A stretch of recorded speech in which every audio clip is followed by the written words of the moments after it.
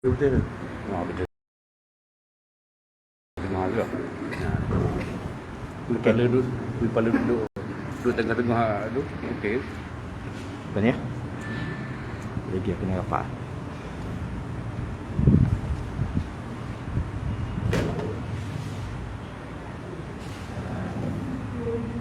Assalamualaikum warahmatullahi wabarakatuh.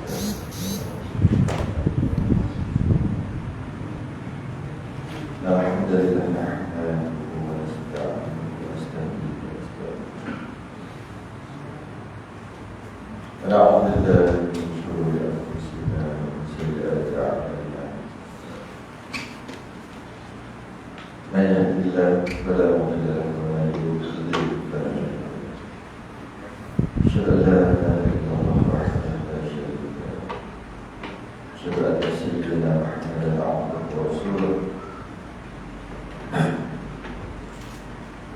اللهم صل وسلم وبارك على سيدنا محمد الفاتح لما أغلق الخاتم لما سبق ناصر الحق بالحق والهدي إلى مستقيم. صلى الله عليه وعلى آله وأصحابه حق قدره ومقداره العظيم.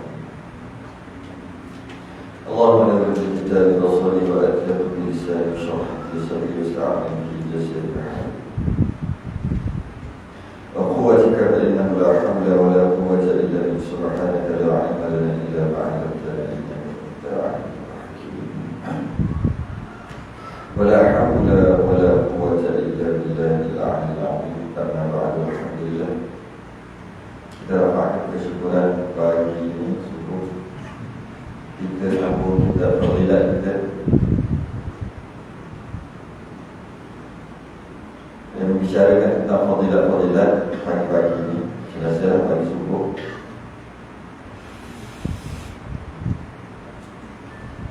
kita berhenti pada kita jauh hal mampu Musa 5 yang bawah. Surat 5 yang bawah tu.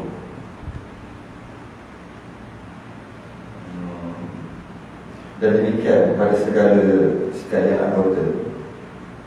Lupa.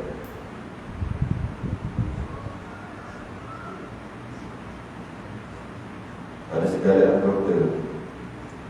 Siang dan malam 1, 2, 3, 4, 5, 6, 7 dari bawah. Sebelum ini kita bincang berkaitan dengan kata Ibrahim bin Adham. Ini yang sebelum lah.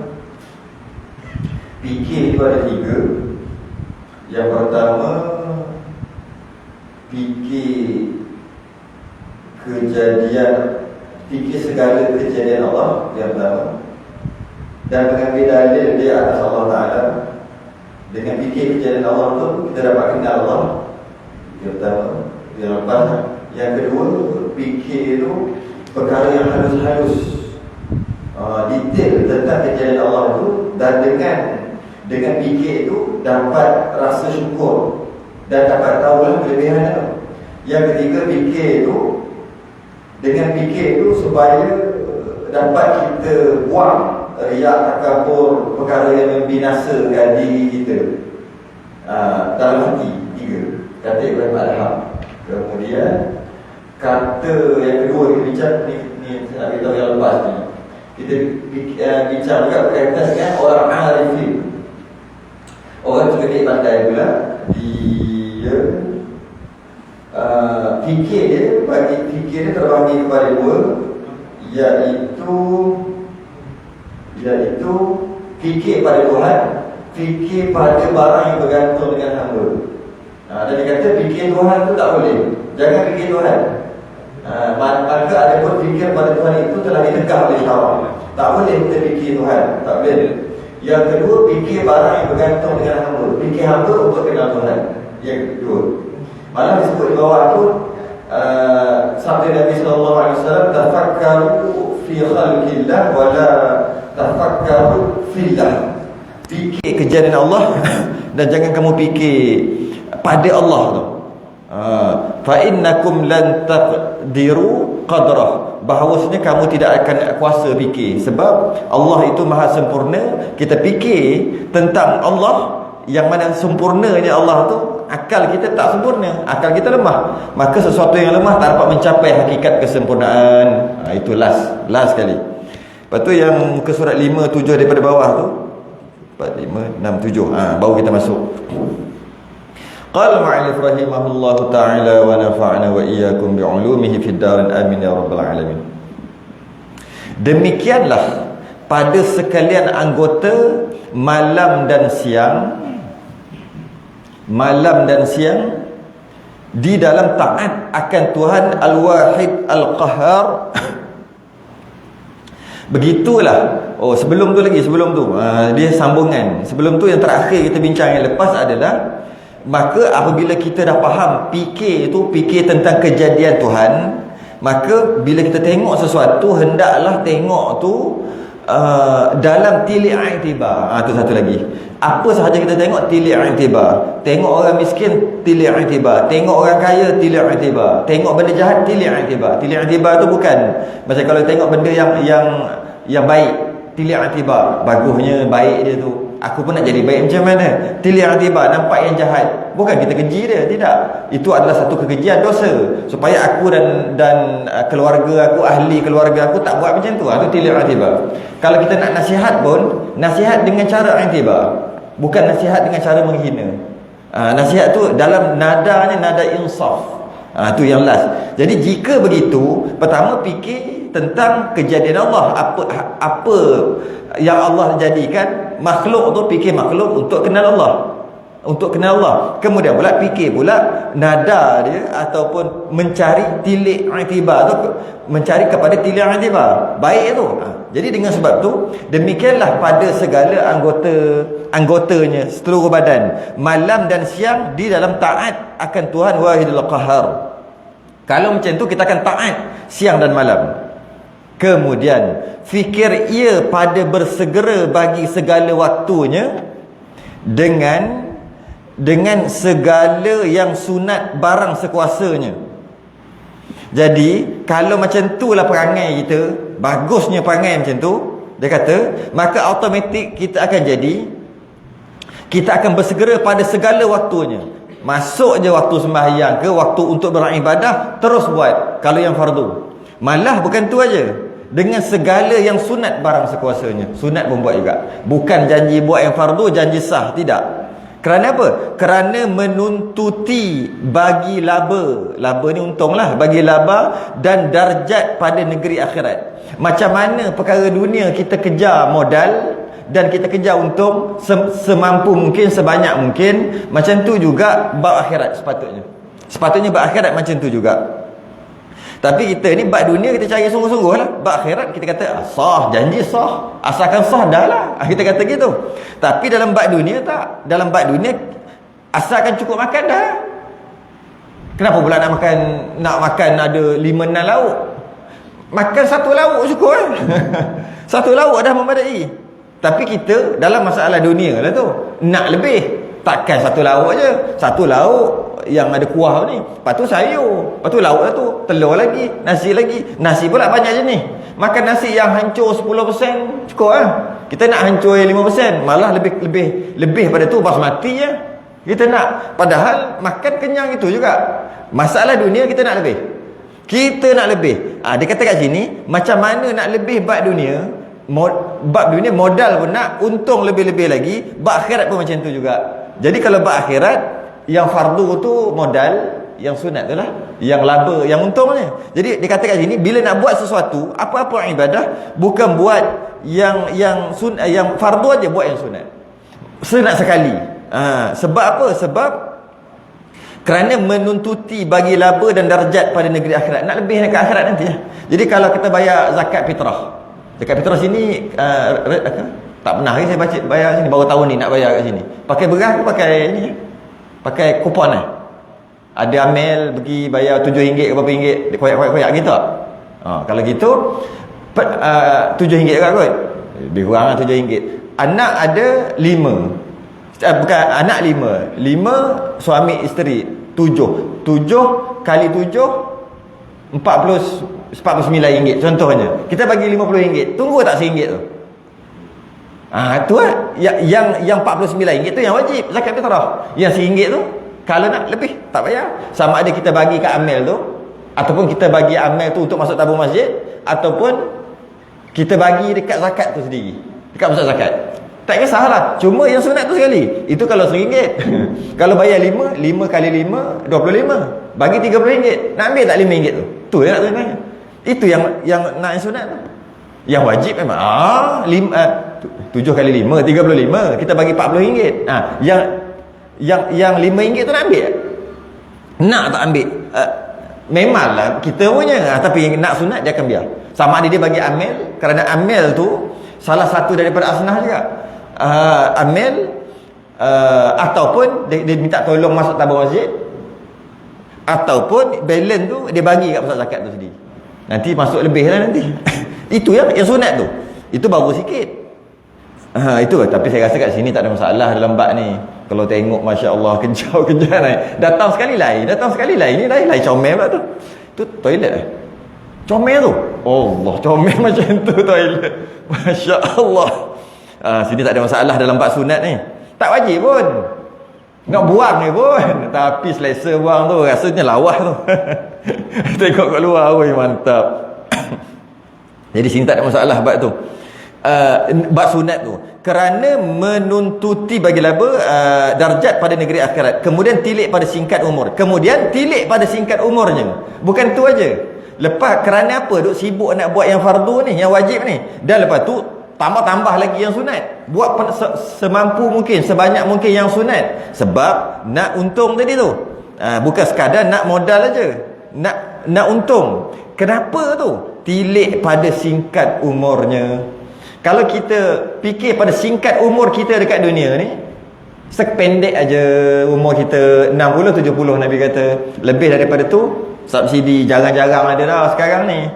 70 60 70 80 90 100 jarang sangat. Nak cari satu taman tu seorang pun tak boleh, tak jumpa. Jarang sangat nak cari 80 90, lebih daripada yang Nabi kata. Umat aku 60 70. Mana lebih pada tu payah nak cari. Sangat susah nak cari. Jarang-jarang kita dengar. Jadi memang umur kita pendek. Kita bajet umur kita, bajet adatnya 60-70 kan. Memang boleh mati kecil. Apa putih kelapa pun bukan jadi satu tandan semua. Ada yang luruh. Tak sempat jadi apa dah luruh. Tapi adat katanya kita bajet kita umur kita 60-70. 60-70 berapa banyak boleh makan. Yang kita nak cari sampai juta ke? Kalau yang juta lah, banyak-banyak tu berapa? Cari simpan. Kalau cari untuk bagi balik, okey. Cari untuk simpan buat apa? Untuk anak isteri, Allah. Anak cari sendirilah, kita pun cari sendiri. Bukan kata jangan tinggal kat dia. Yang kita sibuk duk kumpul, umur kita sampai 60-70 je. Kenapa duk sibuk sangat? Sebab tilik kepada singkat umurnya kita. Umur kita ni singkat. Allah flashback. Ketika kita dekat padang mahsyar lagi, Allah dah flashback dah. Buat datang, kita fikir ketika di padang mahsyar, ketika tiupan sangkakala yang kedua, kita bangun, kita pakat tengok ramai orang kan, juta bilion lah sejak Nabi Adam lagi sampai ke tiupan sangkakala yang pertama, termasuk jin dan sebagainya. Ramai sangat. Malah mungkin ada binatang-binatang lagi kat situ yang perlu dibicarakan. Binatang dibangkitkan untuk dibicarakan je, lepas tu hilang balik, lepas tu hancurlah binatang tu ramai sangat. Maka Allah flashback waktu tu nak bagi tahu kita hidup atas dunia ni pendek aja. Dalam Quran ada cerita Allah flashback sekejap kat padang mahsyar ni, tunggu mauqif, ada bagi tunggu lama berdiri lama tunggu berdiri tunggu perbicaraan. Maka Allah flashback, hidup kat dunia tu pendek je. Ka'annahum yawma yarawnaha lam yalbathu illa 'ashiyatan aw duhaha. Ketika tu Allah flashback, Allah lamanya menunggu ni, tak tahu syurga neraka lagi ni, duk menunggu. Kalau nak bandingkan hidup kat dunia, ka'annahum yawma yarawnaha lam yalbathu, seumpama illa 'ashiyatan aw duhaha, seumpama sedang menunggu di padang mahsyar, berbanding dengan hidup 60-70 dekat atas muka bumi ni, seumpama 'ashiyatan, satu isyak aja. Saya selalu kira Perumpamaan dia kalau kita ambil Isyak pukul 8.30, 9 lagi 10, 11, 12, 1, 2, 3, 4, 5, 6, 9 jam. 9 jam je waktu Isyak. Jadi di antara kita ni menunggu di padang mahsyar, belum tahu, belum timbang, belum mizan, belum titian sirat, belum lagi, sedang menunggu perbicaraan pun kita dah rasa perumpamaan aku tunggu dekat padang mahsyar lama ni, kalau banding hidup tu dia punya nisbah seumpama baru 9 jam je. Allah, maknanya duduk dah beribu tahun lah kot, nak jadikan hidup 60 70 tahun tu seumpama 9 jam satu Isyak au duhaha, ataupun satu duha lagi pendek. Kalau orang umur pendek sikit lagi pendek, duha berapa jam je? Pukul 7, 8, 9, 10, 11, 12, 1, 6 jam. Perumpamaan duduk kat padang mahsyar tu dengan hidup kat dunia 6 jam aja bagi orang mungkin umur 50 ke, umur pendek sikit. Lah, duduk sibuk-sibuk duk cari macam-macam sampai tinggal akhirat sebab 6 jam tu je jika dibandingkan dengan padang mahsyar. Bukan bandingan syurga. Bandingan syurga lagi rugi ya, sebab syurga selama-lamanya. Duk kita sibuk-sibuk tu kerana tu pendek je. Maka itulah kita anggap kita nak hidup 1000 tahun ke? Memanglah ada orang hidup dekat 100 tahun pun tak mati ada. Kita ada, tapi jarang-jarang. Kita tu lah, banyak tu je hidup kita. Tapi rasa kita tu umur berapa? Umur 20 memang standard lah, tak rasa apa. 30 tak rasa apa lagi. 40 kalau orang tu dia Allah bagi dia bukan hidayah, Allah bagi dia kelebihan sikit, dah akan mula rasa dah start umur 40. Rasa apa? Tak lama dah aku.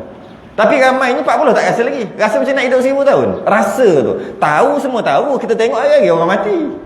Tapi tak rasa pun. Tak lama lagi aku lah. Tak lama lagi tu 20 tahun lagi aku lah. Sebab aku dah 40.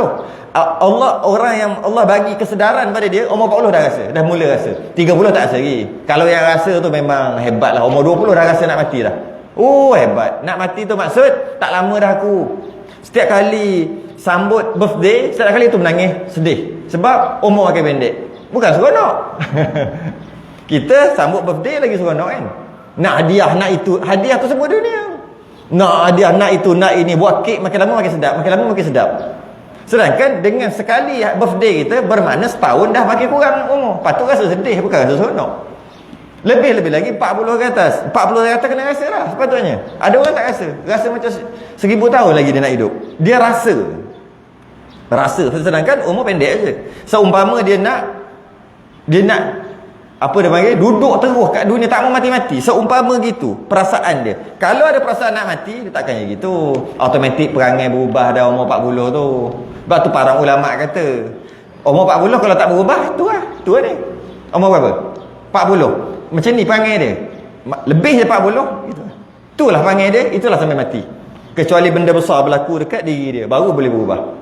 Tapi nak berubah sebelum 40. Kalau 40 tu tak jadi orang surau masjid lagi, 40 lebih tak boleh lah nak istiqamah surau masjid, kecuali benda besar yang berlaku. Ini kata ulama, bukan hadis. Maksudnya kebiasaannya gitu. Kecuali jadi benda besar dalam diri dia, aksiden, koma sebulan, sedar-sedar Allah muju, Allah panjangkan nyawa. Itu umur 60 pun boleh datang balik surau masjid. Sebab benda besar berlaku. Kalau ikut normal kerja, bangun celak mata pergi kerja, betul balik celak mata pergi kerja, duk fikir tu aje. Ya, cukup tahun pergi cuti, betul ni balik kampung, duk main itu aja, sampai ke sudah. Sebab tu nak berubah sebelum 40. So umpama kita ni bukan, kita ni semua apa kan?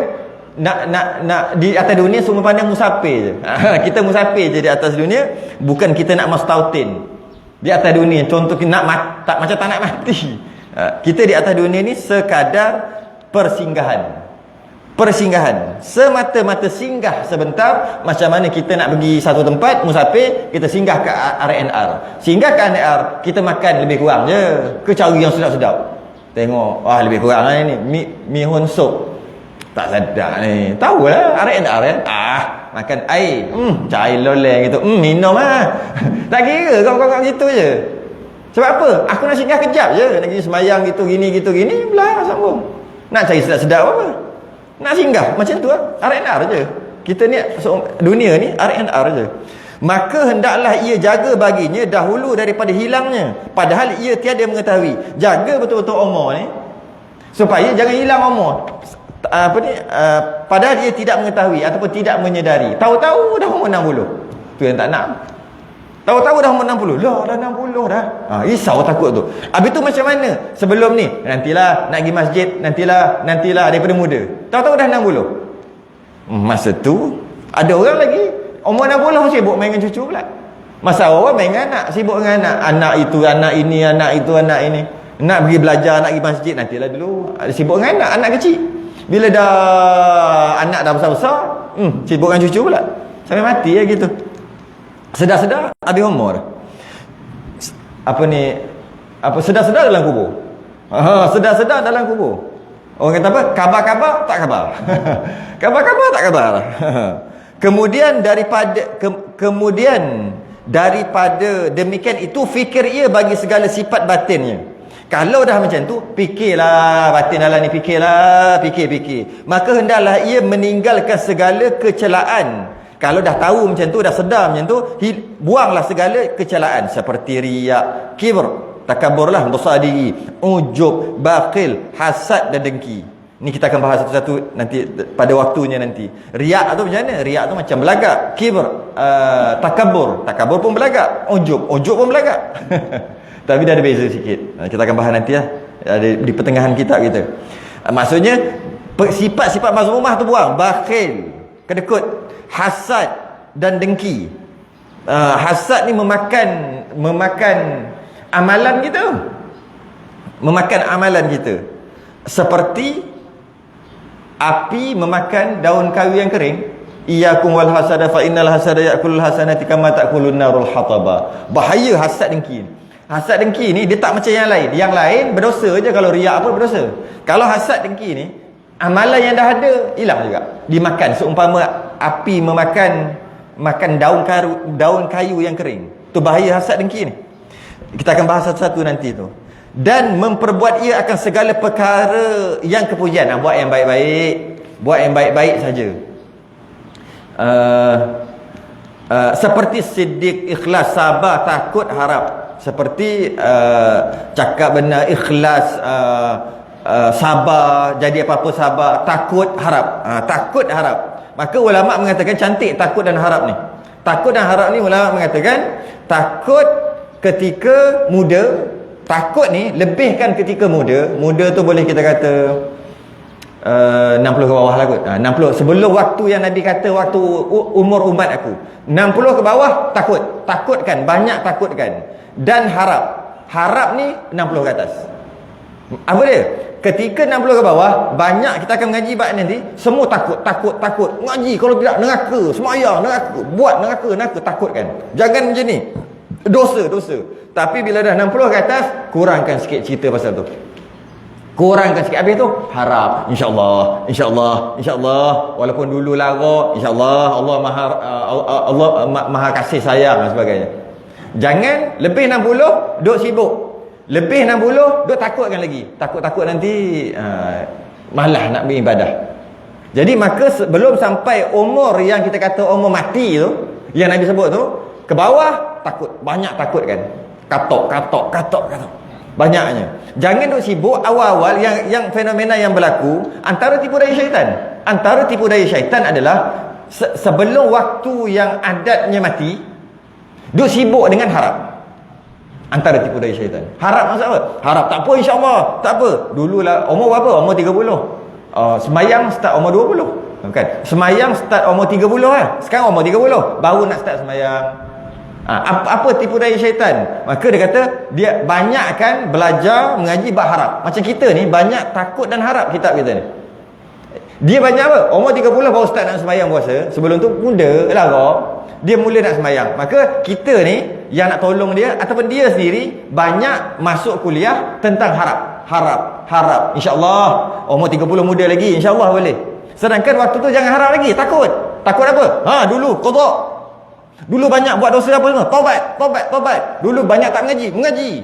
Habis kalau nak mengaji penatlah nak mengaji siang malam.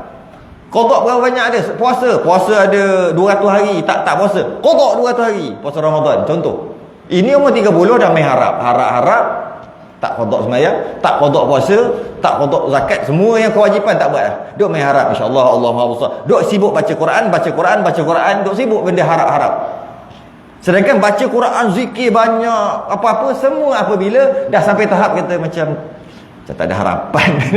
Sebab apa, dah umur 60 banyak benda nak buat ni, baru nak cover 60 baru nak taubat contohnya. Masa tu harap. Takut ni awal 60 ke bawah. 60 tu saya letak. Para ulama kata bukan 60. Waktu-waktu yang muda.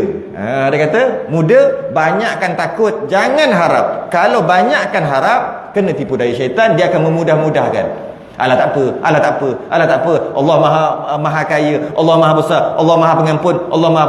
Tidak. Masa sebelum tua ni, 60 ke bawah ni, banyakkan Allah maha menghukum, Jabbar. Menghukum, maha menjatuhkan hukuman Allah. Tapi bila Allah maha kasih sayang ni, 60 ke atas.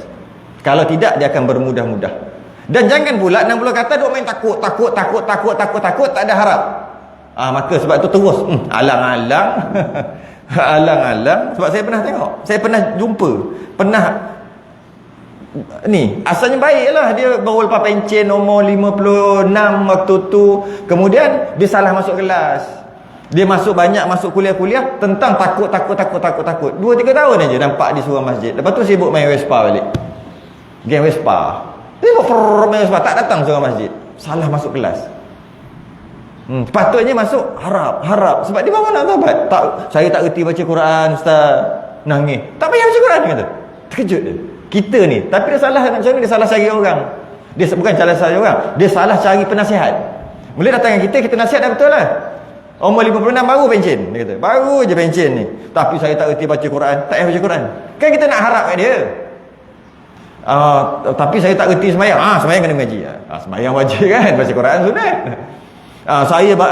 Saya walaupun duit banyak ni, sebab kerja aja, walaupun duit banyak, tapi saya banyak fidyah nak kena bayar. Fidyah kena bayar. Puasa kena qada, tu wajib. Tapi kalau dicerita berkaitan dengan ngaji bab itu tak reti, tak reti zikir, tak reti macam-macam, maka kita kata tak payah, tak perlu. Akhir sekali dia cari salah penasihat. Nak macam mana? Masuk takut neraka. Habis. 2 tahun ni saya rasa. 2 tahun ni. Lepas tu dia tak sanggup dah. Kerana dia kata tak logik, dia dapat cover balik puasa yang dia tak pernah puasa selama 40 berapa tahun, 40 tahun lah. 40 tahun kali 30 hari. Cuba bayangkan. Memang tak logik boleh qada, ikut logik dia. Belum takutkan dia. Habis dia kata alang-alang mencelup perkasam. Sebab tu kena pandai juga dalam bab tu. Takut dan harap. Maka memikirkan pada segala kejadian Allah itu sebesar-besar qurbat. Qurbat ni taqarrub qurbat ni perbuatan taat, boleh kita kata gitu. Maka memikirkan pada segala kejadian Allah. Apa yang terjadi di atas muka bumi, di atas dunia ni adalah kejadian Allah. Fikir tentang kejadian Allah adalah sebesar-besar taat, boleh kita kata. Qurbat tu maksudnya menghampirkan diri pada Allah, iaitu perbuatan taat ataupun kebajikan. Jadi memikir kejadian Allah ni taat yang paling besar. Yang mendampingkan diri dengan dia kepada Allah. Yang maksudnya kalau kita nak menghampirkan diri pada Allah,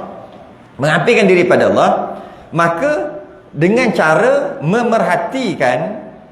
memerhatikan tentang kejadian Allah itu adalah sebesar-besar perbuatan untuk taat. Perhati apa saja kejadian Allah. Cuma dia kata kat sini dan terlebih hampir segala kejadian Allah kepada engkau itu diri engkau. Tengok tentang kejadian Allah, maka dengan itu adalah sebesar-besar perbuatan taat. Tengok Allah jadikan pokok, Allah jadikan bumi, fikir sebesar-besar taat. Cuma kalau nak fikir memang boleh fikir macam-macam. Sebenarnya dia kata kat sini, tak payah jauh-jauh, paling dekat dengan diri kita sendiri, iaitu kita. Fikir tentang kita, maka tilik engkau pada kejadian diri engkau. Tilik kejadian kita sendiri. Sebab kita kenal diri kita. Daripada indah susunannya, kepala kat atas, kaki kat bawah, tangan kat tengah. Allah, indah susunan. Dan cenderung syahwatnya, suka yang ni, tak suka yang ni. Fitrah tu. Fitrah automatik dah ada. Dan segala pendapatnya ialah mata duduk kat depan. Cuba bayang kalau mata duduk kat sini macam mana, mesti berlanggar je dinding. Kalau mata duduk kat sini cantik semua tu. Perhati diri kita, maka memadalah pada mengambil iktibar. Tak payah pergi nak perhati burung helang, nak perhati langit, nak perhati bumi, nak perhati bintang. Boleh, tak payah jauh-jauh. Dia kata kerana firman Allah Taala, wa fi anfusikum afala tubsirun. Daripada diri kamu kau tak tengok ke? Dengan diri kamu tu kamu tahu adanya Tuhan. Dengan tengok. Kenal diri sendiri. Para sufi selalu sebut man arafa nafsahu faqad arafa rabbahu. Kenal diri maka kenal Tuhan. Kenal diri sendiri tu. Kita sayanglah ke anak, kita tengoklah budak kecil jatuh, kita rasa sayang, kita tengok anak baby orang lain mati, kena buat jahat, kena bunuh sebagainya, kita rasa marah. Tu perasaan kita dalam tu. Dah kami bincang kat bawah ni, perasaan. Maka dengan perasaan tadi cuba tengok. Perasaan sayang tu. Allah macam mana kat kita? Allah bagi macam-macam nikmat dan sebagainya. Tengok diri kita. Wa fi anfusikum afala tubsirun. Tengok diri kita, maka kita akan dapat dalil yang menunjukkan ada Tuhan yang memerintah kita. Tu. Okey. Yakni pada diri kamu itu beberapa tanda yang menunjukkan atas kamal, sempurna kudrat Allah Ta'ala. Allah kuasanya Allah. Dengan tengok diri kita. Maka tiadakah kamu mengambil iktibar dan kamu tilik kepada barang yang pada diri kamu. Tengoklah diri sendiri. Daripada permulaan kejadian kamu hingga kesudahan. Daripada baby, kecil, besar, apa sebagainya. Kita tengok kejadian kita. Daripada kita yang kita jadi daripada tanah ni. Jin tengok kejadian dia. Jin dia tak macam kita. Lahir-lahir dia terus besar, terus mukallaf. Mak dia beranak dengan dia, istilah beranak. Beranak jin, anak jin beranak, terus besar. Maksud terus mukallaf, terus wajib sembahyang. Beranak-beranak terus wajib sembahyang, terus wajib sembahyang, terus wajib puasa. Jin selamat. Kita tak. Kita kejadian kita cuba kita perhatikan. Tengok perbandingan. Sebab tu cerita Piramli tu tak betul. Yang kata anak jin tu. Ahmad Al-Ba tu. Anak jin kecil. Lepas tu mak jin, lepas tu bapak jin kan. Alah, mana ada. Lahir anak jin besar sama dengan mak bapak dia. Sebab dia kan buat daripada api. Jadi dia macam photostat dia. Pop. Kita ambil api, kita ambil lilin, ada lilin, dah ada api, kita ambil lilin, kita letak. Kan jadi macam photostat dia tu, api tu. Ke api tu jadi kecil sebab kita ambil api sana kurang. Api sini sebab dah ambil masuk ke lilin sini. Tak, besar tu juga. Betul photostat. Kita tak, kita cuba kerat. Tak tumbuh dah tangan. Sebab tu kita penciptaan kita berbeza. Tengoklah, fikir tentang kejadian jin, tentang kejadian malaikat, tentang kejadian kita. Allah macam tu jin beranak-beranak tu besar. Ni mak jin mengandung, istilah gitu. Kemudian beranak ting jadi satu lagi. Kalau jantan tidak. Laki ke jantan tak boleh pula. Perempuan laki lah. Kalau perempuan lah, laki-laki lah. Terus jadi sama besar kan mak. Muka pun nak sama kot. Lepas tu terus wajib sembahyang. Takkan lahir-lahir terus wajib sembahyang, terus mukallaf wajib sembahyang. Kita ni tak. Kita ni kejadian kita kata ni daripada awal-awal dia kata kat sini. Susunan hingga kesudahan. Kecil, tak reti apa-apa, tak ingat. Mula dalam perut dulu. Lepas tu berlaku persenyawaan, makin besar dalam perut, 4 bulan dalam perut, maka ditiupkan roh, kemudian sampai 9 bulan bukan minimum. Biasanya 9 bulan lahir, maksimumnya 4 tahun lahir, kemudian makin membesar di luar ni. Besar tak ingat apa lagi. Umur 6 tahun ke? Ingat tak umur 6 tahun dulu? Lebih kurang umur 6 tahun dah ingat. Umur 7 tahun dah terdedik dah. 7, 8, 9 tahun ke atas dah boleh balik. Tengok kejadian kita sikit. Kejadian kita hingga kesudahan. Daripada indah susunannya, indahnya, dengan kita yang dicipta daripada tanah, dengan jin yang dicipta daripada api, dengan malaikat yang dicipta daripada nur, cahaya. Allah indahnya. Satu hal kemudian daripada satu hal yang sangat ujub, yang sangat ujub, ajaib, menakjubkan, yang sangat mengkagumkan. Kejadian yang Allah buat tadi, hukumnya, kejadian tadi, dan sangat teguh perbuatannya. Perbuatan Allah, kekuasaan Allah buat tu, Allah hebat. Dan beberapa yang halus-halus daripada lataif yang mulia-mulia, perkara-perkara seni. Lataif tu seni. Ya Latif, ya Latif, Latif yang seni.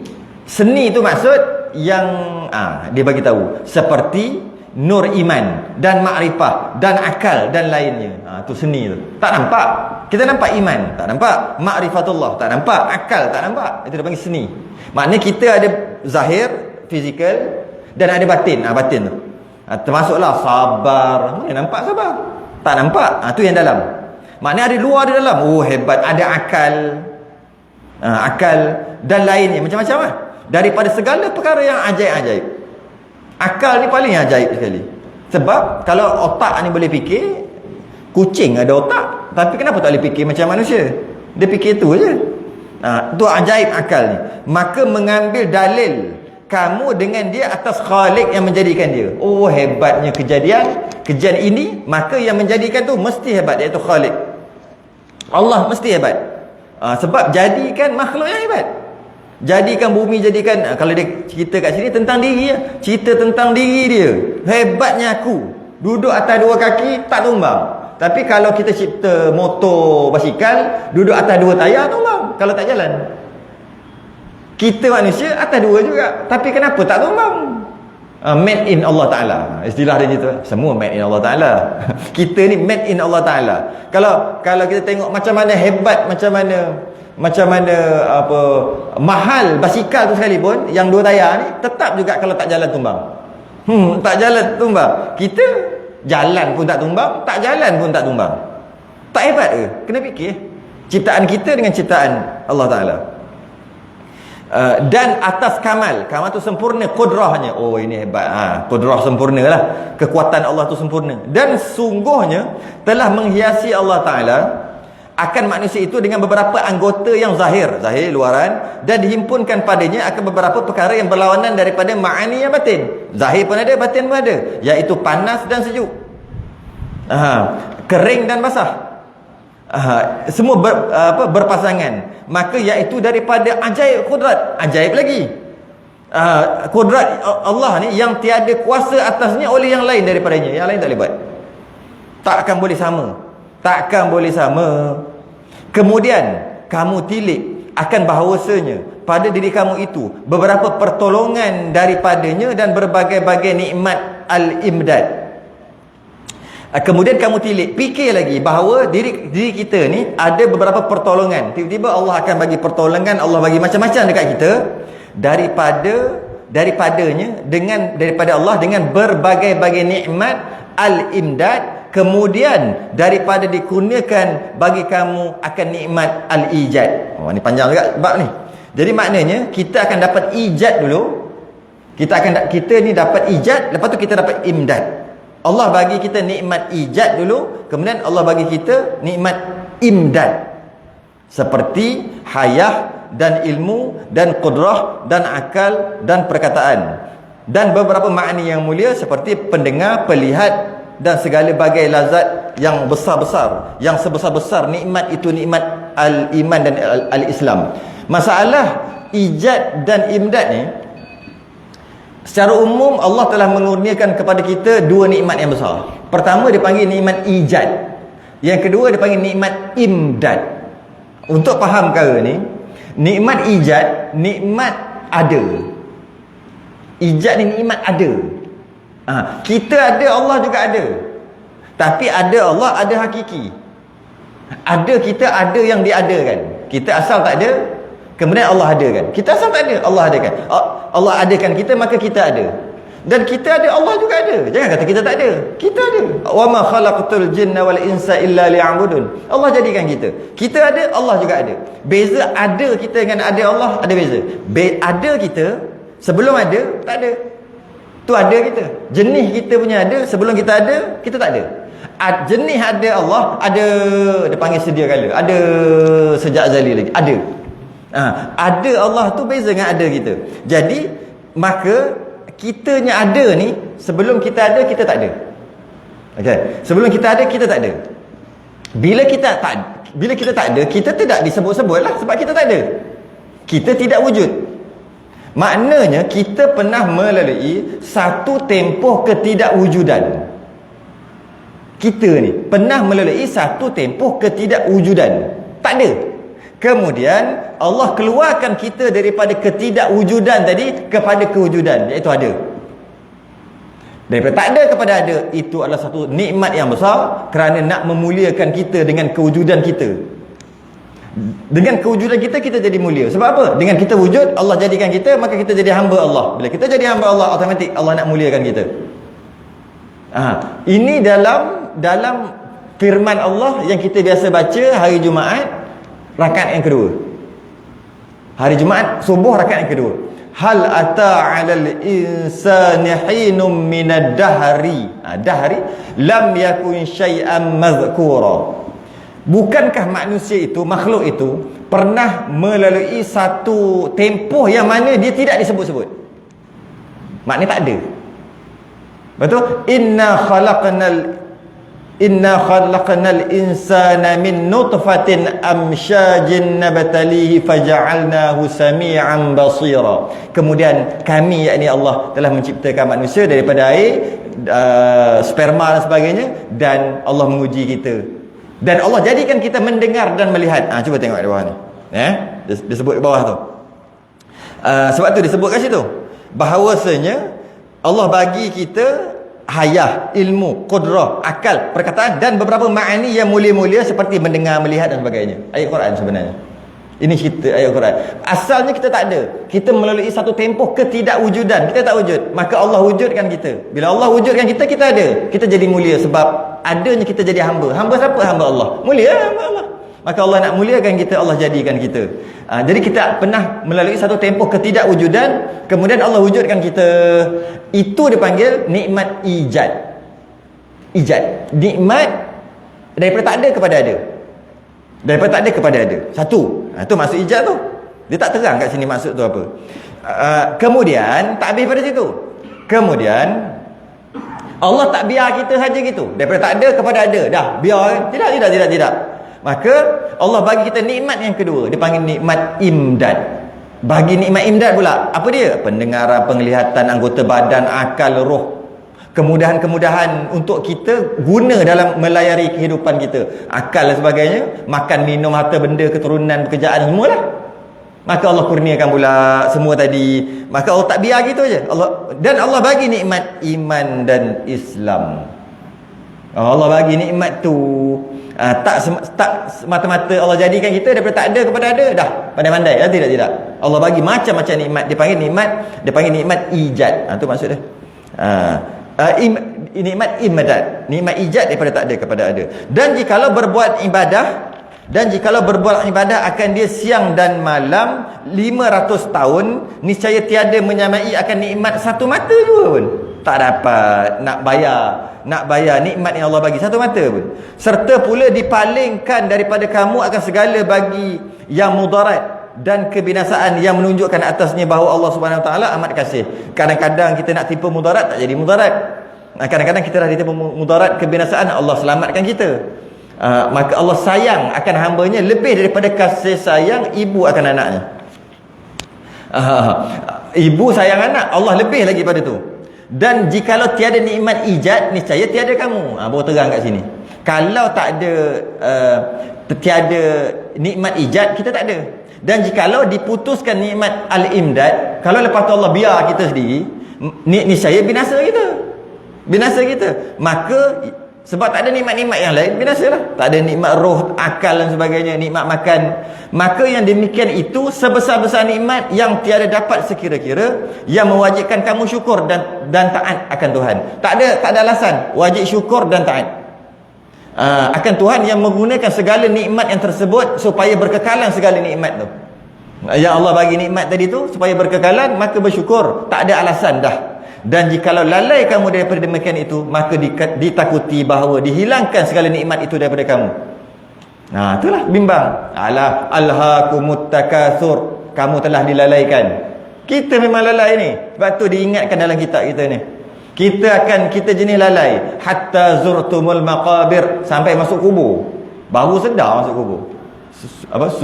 Sudah baru tengah dah lupa dah peribahasa tu. Dah sampai tu baru dah sedar. Alamak, bila sedar ni? Lalai. Bila kita sedar kita lalai. Hatta zurtumul maqabir. Masuk kubur baru. Lah. Kalla sawfa ta'lamun. Tak mati lagi kan? Jangan, ingat, jangan lalai. Summa kalla sawfa ta'lamun. One more time. Sekali lagi nak bagi tahu. Jangan nanti kau akan mengetahui. Jangan lalai sebab kau akan menyesal dalam kubur nanti. Dalam kubur garanti akan menyesal. Lepas tu kalla sawfa ta'lamun. Janganlah jadi macam tu dalam kubur baru nak menyesal. Lepas tu summa kemudian kalla sawfa ta'lamun sekali lagi. Maknanya nak bagi tahu walaupun dah pesan kau lalai juga. Main nak cakap 2 kali. 2 kali benda yang sama. Summa kalla sawfa ta'lamun. Lepas tu kalla law ta'lamuna ilmal yakin. Maka dah mengaji dah ni, maka kamu akan tahu dengan ilmu yakin. Ilmu ni kita dapat yakin bahawasanya kita akan menyesal kalau kita lalai dalam kubur dengan ilmu aja. Tapi ilmu yakin ni okeylah. Lepas tu kalla law ta'lamuna ilmal yakin. Kita akan tahu dengan ilmu yang yakin lepas kita mengaji. Dia ada satu lagi, dia panggil ainul yaqin. Bila ainul yaqin? Bila mati hatta zurtumul maqabir, ainul yakin dia panggil. Ainul yakin. Ainul yakin bukan rasa, bukan. Ainul yakin kita selalu tengok orang mati masuk kubur. Sebelum tu kita ada ilmu bahawasanya kita akan menyesal dalam kubur kalau lalai. Itu dia panggil ilmu. Dengan ilmu kita boleh yakin. Lepas tu kita tengok pula orang mati hari-hari masuk kubur, mesti dia menyesal. Maka dia panggil ainul yakin, kita tengok orang. Satu lagi dia panggil haqqul yakin, bila kita mati sendiri. Hatta zurtumul maqabir, haqqul yakin. Maka oleh kerana dipesan jangan lalai. Sebab akan pedih azabnya kerana firman Allah Ta'ala, la in syakartum la azidannakum wa la in kafartum inna azabi lasyadid. Sesungguhnya jika kamu syukur, niscaya aku akan tambah akan kamu, dan sesungguhnya jika kamu kufur, bahawa seksa aku amatlah pedih. Syukur. Surah Ibrahim ayat 7. Dan sesungguhnya telah dibangkitkan kepada kamu akan rasul yang dikuatkan. Saya nak habiskan sampai dia punya bab yang pertama ni. Dan sesungguhnya telah dibangkitkan kepada kamu akan rasul yang dikuatkan dia dengan beberapa mukjizat yang menyalahi adat yang keluar daripada kuasa anak Adam. Allah telah hantar rasul dekat kita, dan Allah bukan hantar rasul saja untuk pesan, malah Allah bagi mukjizat dekat rasul kita. Mukjizat tu pula menyalahi adat dan mengkhabar rasul bagi tahu kita bahawasanya bagi kamu itu Tuhan yang amat mengetahui dengan segala asrar, rahsia-rahsia. Nabi yang bagi tahu bahawasanya Tuhan kita ni penuh dengan rahsia hambanya, dan barang yang bergerak pada segala fikirannya. Apa saja kita fikir Allah tahu. Lagi amat kuasa, sangat kuasa Allah ini. Nabi yang beritahu atas bahawa menyeksa hambanya jika menderhaka ia. Kalau derhaka Allah akan seksa. Nabi yang beritahu. Dan memberi pahala jika taat akan dia. Kalau buat baik, buat taat, maka Allah bagi pahala. Nabi yang beritahu. Dan bahawasanya syurga itu negeri nikmat, tempat kesudahan bagi hambanya yang bahagia. Rasul bagi tahu juga. Serta dengan berbagai-bagai nikmatnya kekal selama-lamanya. Rasul bagi tahu. Dan bahawasanya neraka itu tempat azab, tempat kesudahan bagi hamba yang asqiya. Asqiya ni derhaka. Bagi hamba yang derhaka, maka tempatnya negeri azab, iaitu neraka, serta berbagai-bagai seksanya kekal selama-lamanya. Nabi yang bagi tahu. Ini dia panggil yang kita perlu iman, sam'iyat, perkara langit. Habis kat situ. Wallahu alam di situ.